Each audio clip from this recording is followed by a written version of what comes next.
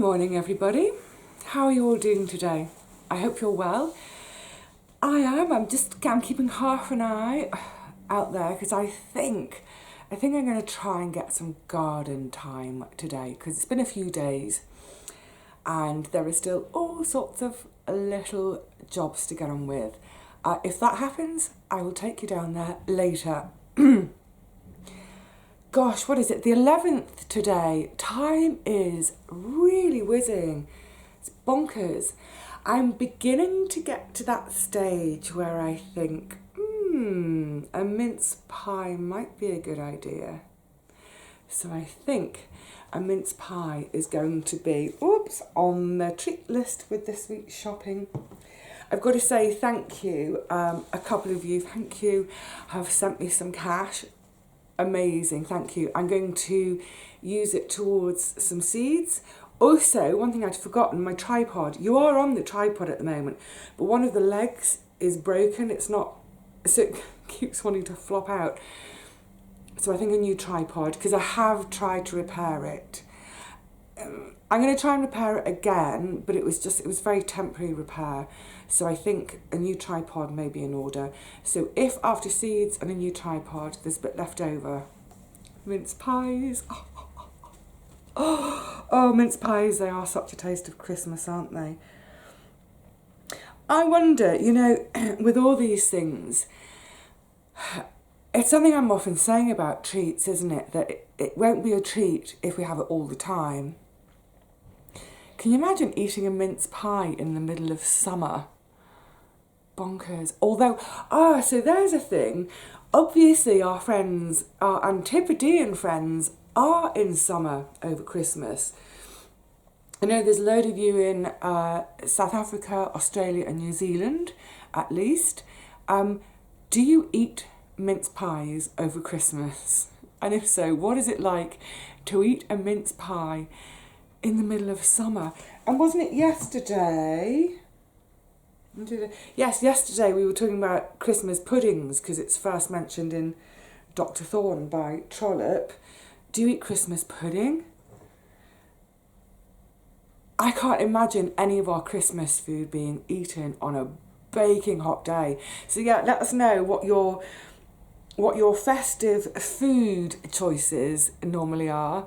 And if you do the kind of traditional Northern Hemisphere winter stodge food that we do, are you mad? Let us know. Okay, so it's the 11th today. Here's the little window. Oopla. Let me show it to you. Open up. There we are. What is it? Let me have a little see.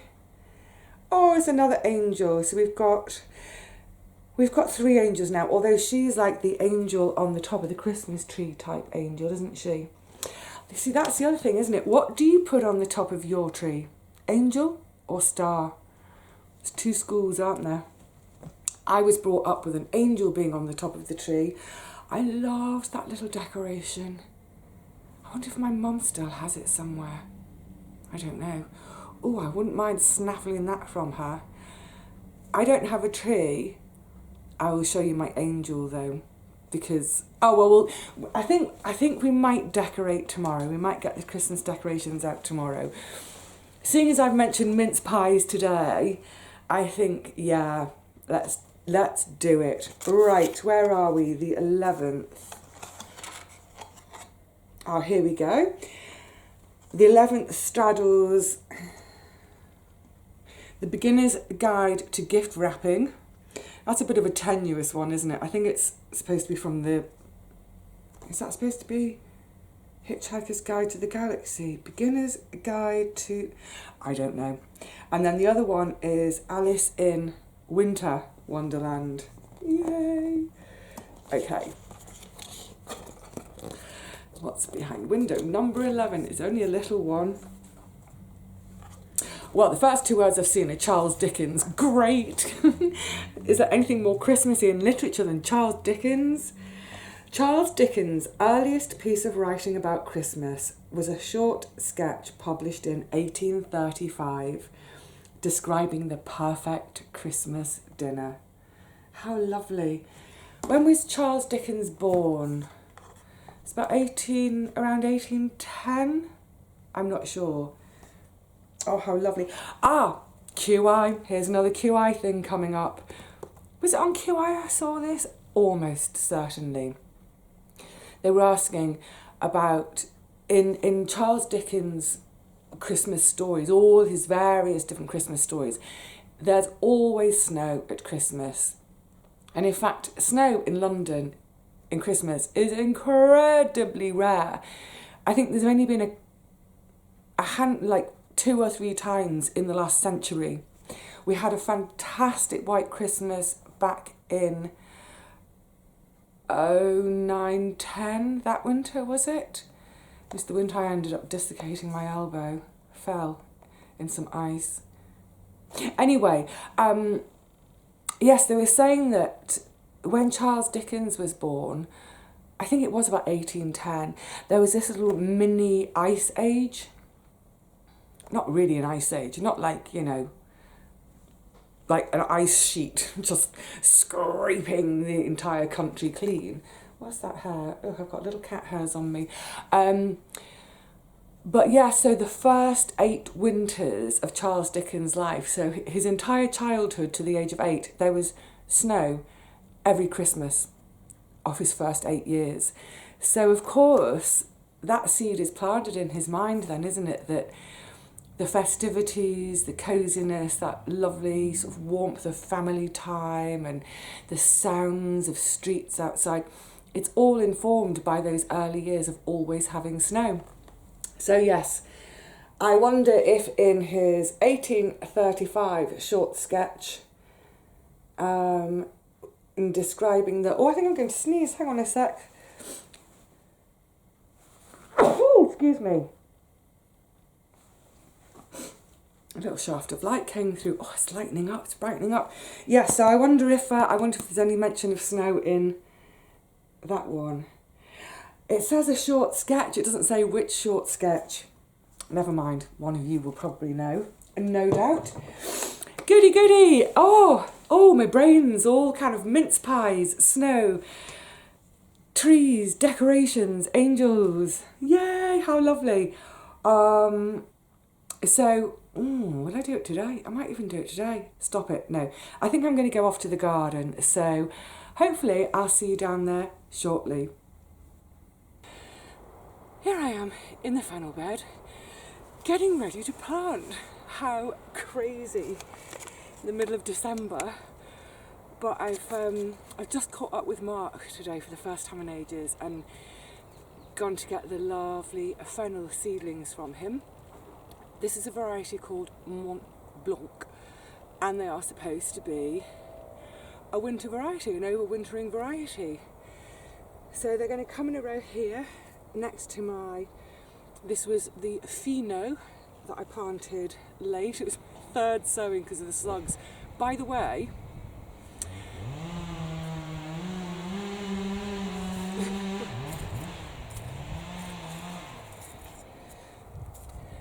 there are 2 lots of tree surgeries happening today. One over there, one over there. It might get noisy, but what can we do? Not a lot. So, it's amazing actually when they stop. Oh, it's so lovely, that quiet that comes back. Now, because I've left it quite late picking these up from him, they supposedly hate having their roots disturbed. Oh, I don't know, I can't decide whether to pull them apart, and I think I should, because if I leave them together like that, yeah, they're just not going to do anything, are they? So, that's 1, 2, 3, 4, 5, 6, 7. I might bring you all a bit closer, so we can be a bit quieter. Hang on. Okay. Nice and close to each other. So, oh, right, out you come. Out you come. Oh, I didn't get that out very well. So I'm going to put these all in this open bed here. like I said, along with my summer sown ones. But what will be interesting to find out is Mark's actually put his in 3 different areas. He's got some in an open bed like this, completely open to the elements. Then he's got some in an open bed like this, but covered with, not a massively thick fleece, but covered with some fleece. And then he's done a small handful inside his cold frame. So his cold frame actually sits on the soil, so it's sort of they're planted straight into the soil, but they've got that little bit of extra protection. So it will be interesting to see how they sort of vary. Lovely little plants, gorgeous, nice bit of root on there. So yeah, fingers crossed. But it's one of those things, isn't it? I've got this bed. This bed is empty. Well, this side of it. So I might as well give it a go. Suck it and see. And they are such beautiful plants. I'm sure I've mentioned this before, but along with chickpeas, they're a plant I would grow purely for their foliage alone, if no other reason. It's so noisy today.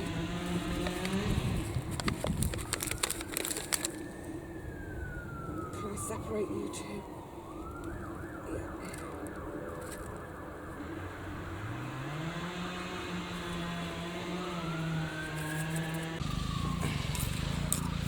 Sometimes you just have to do your best to try to ignore all the noises. Oh my goodness, it's like the world and his wife are running around like maniacs today. Good. Gorgeous. Oh look, the colour, the shape, the delicate quality. Love them. I also have some other seedlings from Mark to pop in, so let's go to another bed. There's noise today. Oh, well, you know what? I live and garden in a city. These things happen. Like I say, we just have to try and ignore it. So, if you can hear me. A couple more of the broad beans have come up. These are the unprotected ones that I was hoping the mice would have to prove my theory. But they're coming up. But also, yay! And I've got also 1, 2, 3, 4, 5 carrots. So, this is the frisee lettuce from Mark, and rather like with the fennel, he's trying some outside and some in the cold frame. I'm popping all of mine outside between the carrots. Oh, ever optimistic, eh? So I'm just going to pop them in as plugs. You know what, there's 2 or 3 together, but with all my salads I always kind of broadcast sow them anyway, so yeah, I'm just going to pop them all in together. Mind the carrots. Mind the precious carrots. Oh, that's a wanna. Actually, oh, between the beetroot.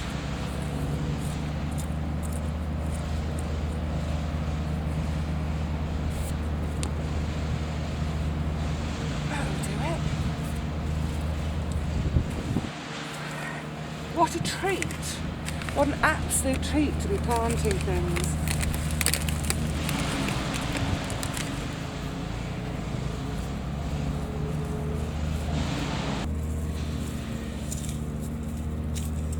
Oh, sorry, worm. Back you go in there.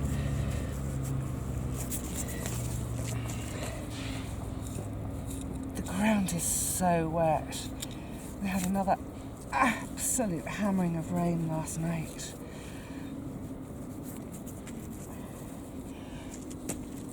I shan't bother watering any of these in.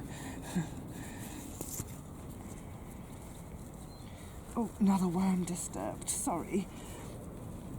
I guess they're close to the surface today because of all the rain last night. Good. Isn't it lovely to see this beautiful, vibrant green of all this new life? Right, now for the big planting job of the day. Time to get the broad beans in.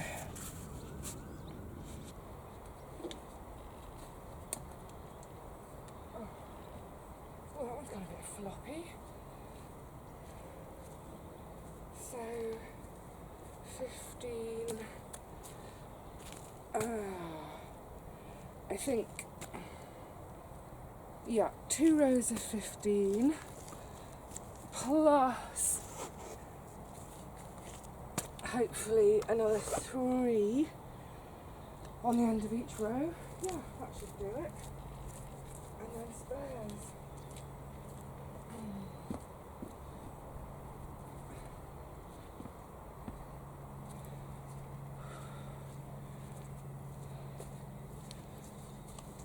You're off the end. Yeah, nice sturdy looking plants for the most part, but a couple here that have got a bit tall and floppy, not quite sure why. Maybe they had too much protection against the fence. Okay, let's have a... Oh, sorry, I'm a bit wobbly again today. Let's have a quick squiz to see how roots are looking.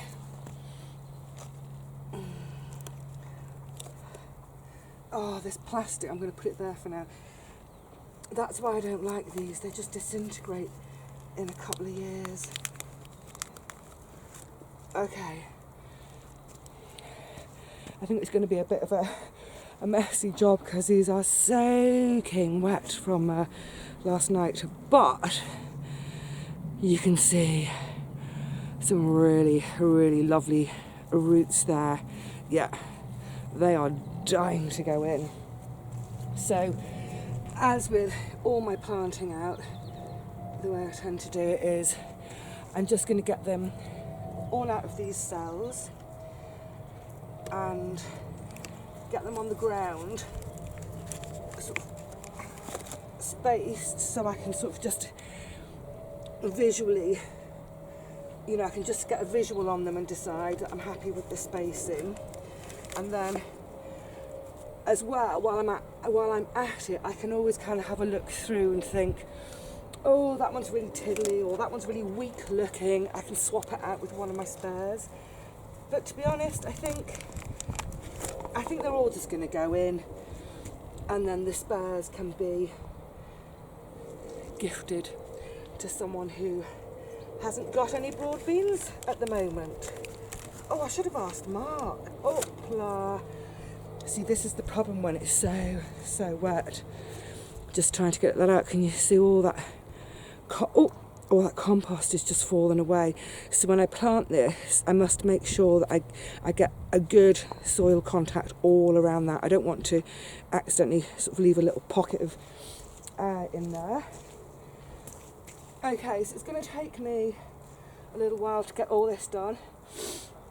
So why don't you all pop in the... I'm sorry, I'm sniffing. It's that kind of cold weather day, isn't it? Yeah, why don't you all pop in the shed? Have a cup of tea, piece of cake, Rusty's in there. Go and have some cuddles. And yeah, before the tree surgeons start up again. Oh my goodness. You know what? The way I look at it with the tree surgeons, at least they're in work. At least they're still able to work. So I can forgive them their noisiness. Oh, these are lovely looking plants for the most part. Gorgeous, I'm so happy with them. Right, off you go to the shed, everyone.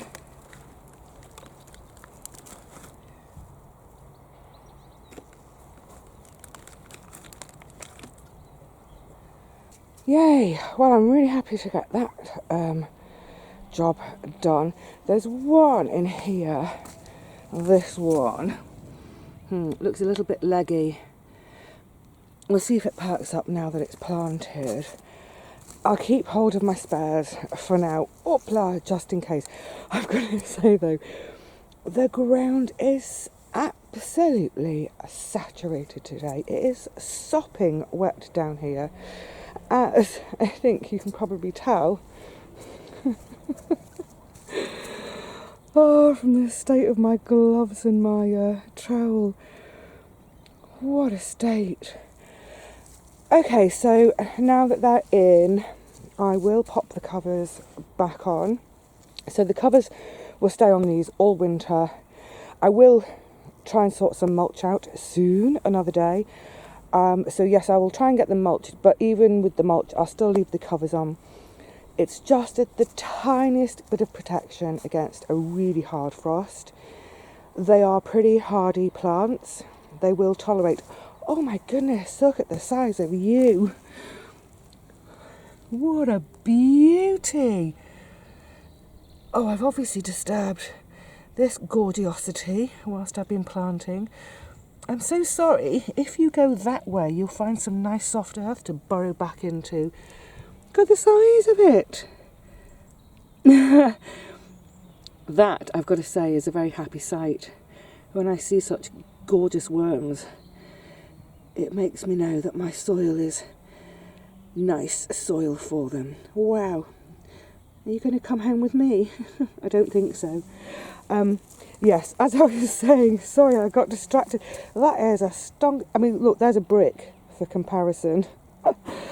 Yeah, they're pretty hardy little plants. But if we were to have prolonged deep frosts, they wouldn't be too happy. So yeah, it's just enviromesh, it's not fleece, and like I said, all it does is it just it keeps them a degree or so more protected. And because my wind comes from this way mostly, if we've got really cold winds coming across, bit of protection. So yay, good stuff. Yeah, there's the net, put it back on in a second. Those gloves, I think I'm going to have to wash the worst of the mud out here and then take them home to properly wash them. Good job I have a second pair. And then the remaining, it's so muddy, I'm being really careful today. The remaining ones are here. You can see I was a bit selective from each tray. That whole tray I left alone. So I'll leave these all here for now, for another couple of weeks or so, see how mine get on. And also then just put the word out to find out if anybody would like my spares. Oh, do you remember the other day when I'd planted the sedums and I was worried about the... I'd put compost all over them. Well, on this one it shows more. They're fine, they're poking through. Yay! Alright then, my lovelies, on this very soggy day, I'm going to say cheerio to you all for now. And, yeah, if you can get out, please do so. If someone offers you some spare seedlings, jump at the chance. Thank you so much, Mark.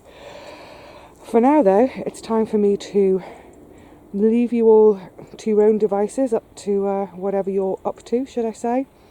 And I'll see you again tomorrow for another window on the Advent calendar and see what other mischief we can get up to. Until then, take care of yourselves. Bye for now.